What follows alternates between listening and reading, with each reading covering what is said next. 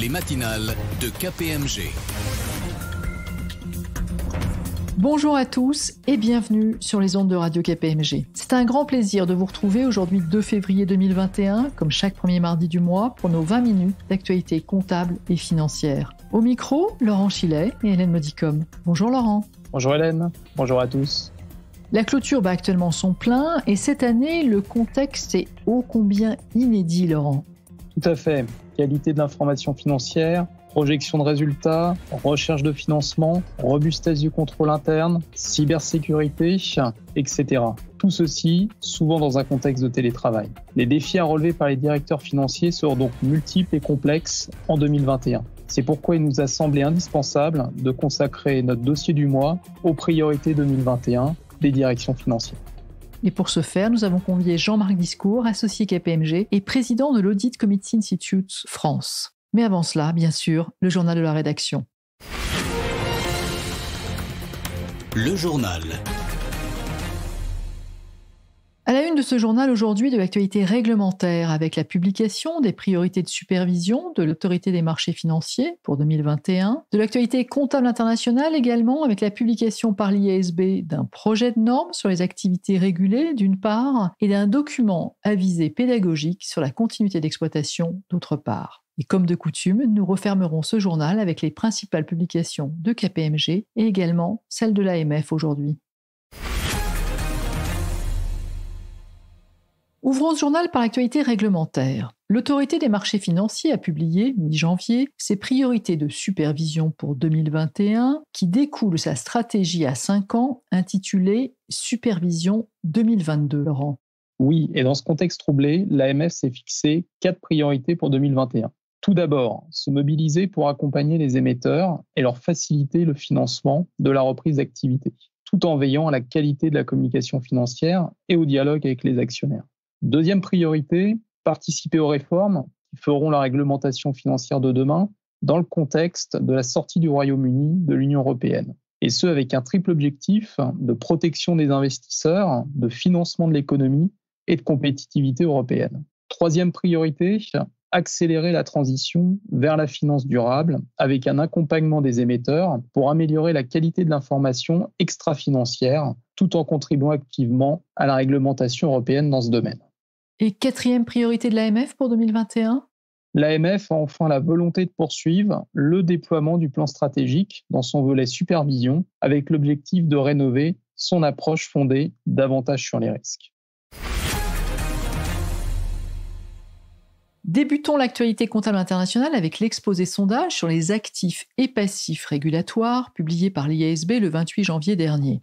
Les activités à tarifs régulés, comme la fourniture ou l'acheminement de gaz ou d'électricité, peuvent en effet avoir des effets significatifs sur la performance financière à long terme des entreprises concernées. Or, les IFRS ne précisaient pas le traitement comptable applicable à ces activités. C'est chose faite maintenant, ou du moins cela devrait l'être prochainement, avec ce texte qui était dans les cartons de l'IASB depuis une bonne dizaine d'années. Nous avons demandé à Jean-Louis Collier, associé KPMG et membre des groupes de travail de l'ANC et de l'EFRAG sur ce sujet, de nous préciser l'objet de ce projet de norme.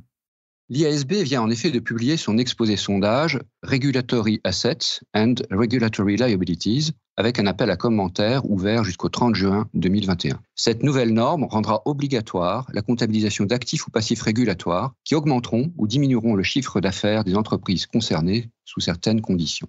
Pour être un peu moins mystérieux, disons que toute entreprise, quel que soit son secteur d'activité, entrera dans le champ d'application de la future norme dès lors qu'elle est soumise à une régulation tarifaire contraignante. Nous avons demandé à Jean-Louis Collier de préciser la définition de régulation tarifaire contraignante.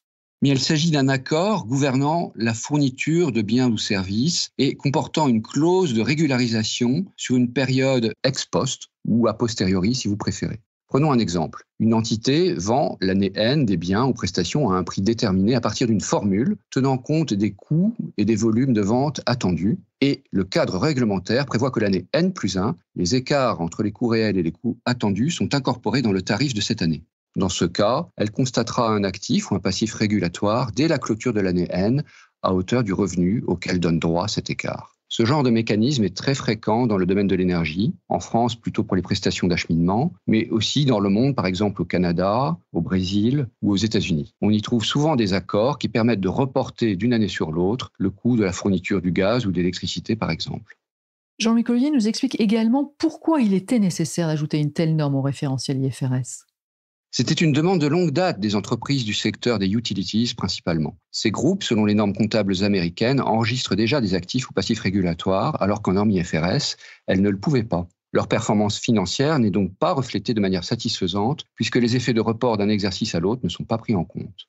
Le référentiel IFRS traitait pourtant déjà un peu du sujet. Aujourd'hui, la norme IFRS 14, Regulatory Deferral Accounts, permet en effet aux primo-adoptants des IFRS de conserver les actifs ou passifs régulatoires qu'elles comptabilisaient selon leur référentiel antérieur. C'est une norme dite de grandfathering qui a été adoptée en 2014, plutôt pour les entreprises canadiennes d'ailleurs. Le projet de norme devrait donc se substituer à IFRS 14. Mais comptabiliser un actif qui sera recouvré grâce à du chiffre d'affaires futur pourrait être perçu comme un peu dangereux. Jean-Louis Collier nous répond. C'est tout l'enjeu de la norme, en effet. C'est pourquoi la norme s'appuie sur les notions d'accords contraignants, binding agreements, et de droits opposables, enforceable rights, pour apprécier si une entité contrôle effectivement une ressource qu'elle doit alors enregistrer à son actif. Le projet de norme s'appliquera d'abord à certaines entités dont les tarifs, prix ou barèmes relèvent des autorités de régulation, telles qu'en France la CRE, Commission de régulation de l'énergie, ou l'Autorité de régulation des transports, ART, qui ont souvent des homologues européens. Il faut voir cette norme comme une sorte de complément à IFRS 15, permettant de passer de la notion de revenu à celle de revenu autorisé. On passe de l'un à l'autre en ajoutant les actifs ou passifs régulatoires et les écarts au compte de résultat seront présentés sur une ligne spécifique juste après le revenu. Un projet de norme dont nous vous recommandons de prendre connaissance très rapidement, y compris en ce qui concerne les modalités d'évaluation des actifs et des passifs régulatoires, et un projet de norme que vous pouvez commenter d'ici le 30 juin prochain, autant que de besoin. Et nous aurons le plaisir de convier Jean-Louis Collier de nouveau sur nos ondes pour la suite d'IFRS 14. Reprenons le cours de ce journal, toujours dans l'actualité comptable internationale. Laurent, l'IASB a publié un document à visée pédagogique sur les informations à fournir en matière de continuité d'exploitation, un sujet malheureusement très fréquent dans le contexte de la pandémie.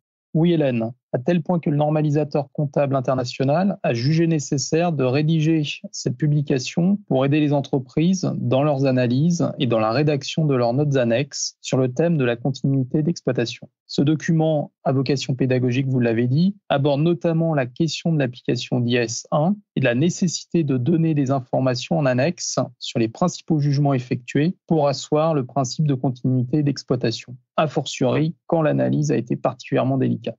L'objectif du normalisateur étant de promouvoir une application homogène du référentiel IFRS, et en l'occurrence, ici, d'IAS 1. Avant de conclure cette actualité comptable, quelques mots, Laurent, de comptabilité française cette fois-ci. Oui, pour dire à nos auditeurs que l'autorité des normes comptables vient de mettre à jour sa recommandation quant au rythme d'amortissement de certaines immobilisations en cas d'arrêt ou de réduction d'activité dans le contexte de la crise actuelle. Ainsi, lorsque l'amortissement linéaire pratiqué jusqu'ici correspond à ce qui aurait été calculé via un amortissement en unité d'œuvre, alors, selon l'ANC, le plan d'amortissement peut être exceptionnellement modifié pour tenir compte d'une baisse d'activité liée à la crise sanitaire. Avant de refermer ce journal, quelles sont les principales publications du mois de janvier, Laurent ? Parmi les publications KPMG, je citerai le traditionnel numéro d'IFRS en bref et aussi le guide publié par l'AMF sur l'élaboration du document d'enregistrement universel. Et toutes ces publications KPMG, vous les retrouverez bien entendu sur notre site internet. Ce journal est maintenant terminé, je vous retrouve dans un instant avec notre invité. Le dossier du mois. Après une année 2020 placée sous le signe de la pandémie, la sortie de crise reste difficile à prévoir, en dépit des campagnes de vaccination qui ont commencé dans de nombreuses régions du monde. Ce qui prédomine en ce début 2021, c'est donc l'incertitude.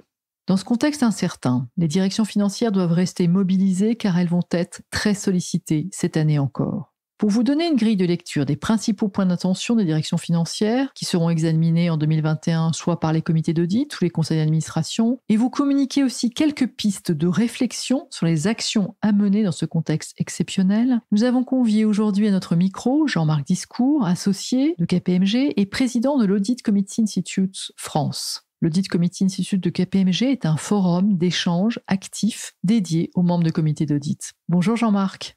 Bonjour Hélène, bonjour à tous. Jean-Marc, 2020 a mis les directions financières à rude épreuve et cela risque de continuer. Quelles sont donc leurs priorités pour cette année 2021 ? Il est clair qu'en 2021, les directions financières auront encore beaucoup de pain sur la planche après une année 2020 déjà très intense.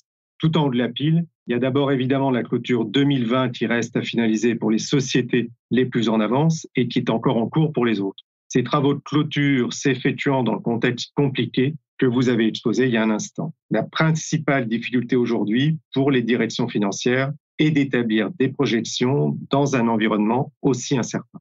Et donc, quelle est la première des priorités pour les directeurs financiers en cette année 2021 ?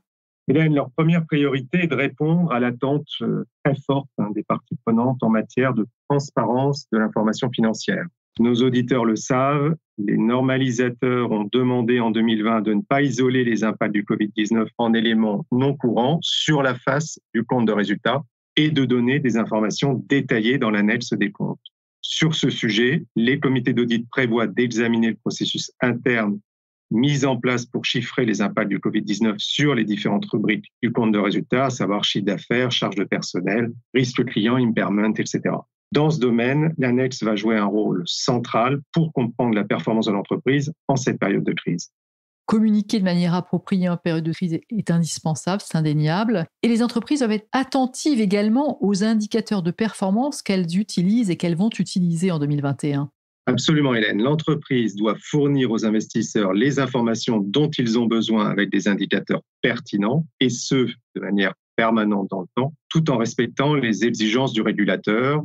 Et le directeur financier doit s'assurer de la cohérence des informations présentées dans l'ensemble des publications, à savoir les comptes, le rapport de gestion, les facteurs de risque et le communiqué de presse. En clair, cette année, présenter des indicateurs hors effet Covid-19, y compris hors des comptes, n'est pas approprié. Enfin, les effets du Covid-19 ne seront pas présentés avec plus d'importance que les indicateurs issus des états financiers. Les directeurs financiers devront donc être particulièrement vigilants sur cet aspect. Enfin, dans ce contexte de crise et de transformation du modèle économique des entreprises, les parties prenantes souhaitent obtenir de nouveaux éléments de performance, comme par exemple le niveau des ventes digitales.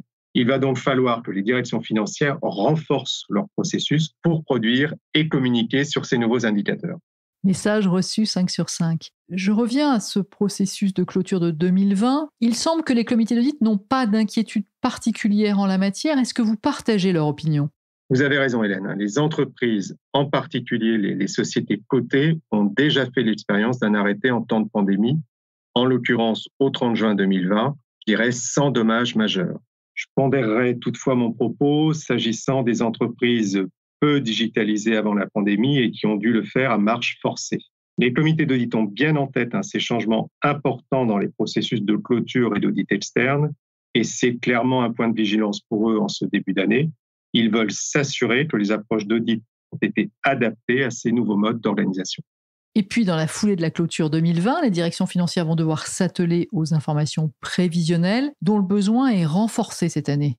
C'est vrai, mais dans cet environnement particulièrement incertain, prévoir est une véritable prouesse et je dirais même un exercice d'équilibriste. Et la difficulté majeure à laquelle les directions financières sont confrontées, c'est le choix du scénario de sortie de crise, ce qui rend les prévisions très délicates. Et donc, Jean-Marc, que recommandez-vous aux directions financières pour éclairer les comités sur ces prévisions ? Ce qui va intéresser les comités d'audit, ce n'est pas juste, on va dire, la description des hypothèses, mais aussi leur évolution depuis la dernière clôture semestrielle et naturellement la sensibilité de la mesure de performance aux dites hypothèses. Les directions financières vont devoir aussi présenter au comité d'audit les spécificités du processus de préparation de ces informations prévisionnelles et démontrer leur capacité à actualiser ces prévisions de manière beaucoup plus fréquente. Cette crise a également mis à rude épreuve le contrôle interne avec des processus fragilisés et avec aussi l'apparition de nouveaux risques. Et donc, quelle va être la priorité en 2021 dans ce domaine ? La première priorité va être, comme toujours, de mettre à jour la cartographie des risques en s'attachant à évaluer les risques induits notamment par l'accélération de la digitalisation. Et on pense naturellement aux risques cyber. La seconde priorité est de veiller au bon fonctionnement des contrôles clés dans toute l'organisation. Sur ce sujet des risques et du contrôle interne, les comités d'audit ont beaucoup travaillé au cours des derniers mois sur les plans de continuité d'activité. Leur préoccupation actuelle est notamment de s'assurer que les ressources dédiées au contrôle interne et à l'audit interne sont suffisantes pour assurer une couverture satisfaisante des risques. Sans oublier évidemment la question du télétravail qui pourrait fragiliser le contrôle interne. Et puis, parmi les priorités 2021 des directions financières, il ne faudrait pas non plus ignorer l'information extra-financière qui prend de plus en plus de place. Oui, Hélène, vous avez parfaitement raison. L'agenda 2021 va également être chargé dans le domaine extra-financier. Il est indéniable que les attentes des parties prenantes augmentent fortement. À titre d'illustration, je citerai une initiative récente d'investisseurs institutionnels sur le changement climatique qui ont adressé un rapport au président du comité d'audit de 36 groupes européens, les encourageant à considérer les impacts financiers du changement climatique. Clairement, cette initiative confirme que les informations extra-financières vont être de plus en plus intégrées aux informations financières en lien aussi avec la raison d'être de l'entreprise. S'agissant des enjeux climatiques et sous la pression de ces investisseurs, l'IASB a publié fin 2020 un document à visée pédagogique qui rappelle que ces enjeux doivent être pris en compte quand ils sont susceptibles d'avoir un impact significatif sur la comptabilisation ou l'évaluation des actifs et passifs et que des informations en annexe peuvent également être nécessaires à leur compréhension. Les directions financières et les départements RSE vont donc devoir travailler main dans la main sur ce sujet. Ce qui reste en revanche à clarifier, de mon point de vue, c'est le rôle de la gouvernance en matière de supervision de l'information extra-financière. Doit-elle être sous la supervision du comité d'audit ou d'un comité ad hoc ? Rien n'est encore tranché à ce propos. Nous approchons de la fin de cet entretien. Ce sera donc ma dernière question. La grande résilience dont ont fait preuve les directions financières depuis le début de cette crise ne risque-t-elle pas de se fissurer avec le temps ? Il est vrai que les directions financières ont démontré leur capacité à s'adapter à la crise. Cependant, les équipes financières sont sous tension depuis maintenant 11 mois et majoritairement en télétravail. Sur une période aussi longue, cette nouvelle organisation nécessite de mettre en place des nouveaux modes de supervision et de gestion des équipes. Sur ce sujet, les directions financières peuvent compter sur le soutien des comités d'audit qui souhaiteront évaluer les impacts de la transformation digitale de la fonction finance. Les directions financières doivent donc se préparer à répondre à ces interrogations. Un mot de conclusion peut-être ? Oui, en conclusion, je dirais qu'un des grands challenges des comités d'audit, c'est de pouvoir traiter un nombre important de sujets clés dans un temps qui reste somme toute limité. C'est généralement 4 à 5 réunions par an. Des contacts plus fréquents entre le directeur financier et le président du comité d'audit doivent permettre de préparer efficacement des réunions du comité. C'est clairement ce qui s'est déjà pratiqué en 2020, au plus fort de la crise, et qui a plutôt bien fonctionné. Un grand merci à vous, Jean-Marc Discours. Nous retiendrons que la transparence de l'information financière et les analyses de sensibilité ainsi que les informations spécifiques seront indispensables cette année pour préserver la confiance des marchés et de toutes les parties prenantes. Ainsi, au-delà des montants comptabilisés, le contenu des notes annexes et des autres éléments de communication financière seront clés. On peut donc affirmer que cela doit être la première priorité des directions financières pour 2021 et ce, tant que cette crise durera. Sans oublier, bien entendu, également la solidité du contrôle interne. Pour aller plus loin sur ces sujets, rendez-vous à la page de l'ACI sur notre site internet kpmg.fr où vous pourrez consulter la publication de l'ACI France intitulée « L'agenda des comités d'audit pour 2021 ». Vous pourrez également écouter ou réécouter la conférence ACI diffusée le 19 janvier dernier. Les invités de cette webconférence, Anne-Hélène Montselato et Georges Rally, tous les deux administrateurs et présidents de comité d'audit, expriment leurs attentes dans le contexte actuel. Des témoignages très intéressants à découvrir sans tarder. Enfin, nous vous recommandons également de visionner sur kpmg.fr notre conférence digitale Arrêtez des comptes 2020 et en particulier les épisodes 2 et 5. Cette émission est maintenant terminée. Un grand merci à tous pour votre attention. Prochain rendez-vous sur nos ondes au mois de mars et plus précisément le mardi 2 mars. Très bonne journée à tous. Les matinales de KPMG.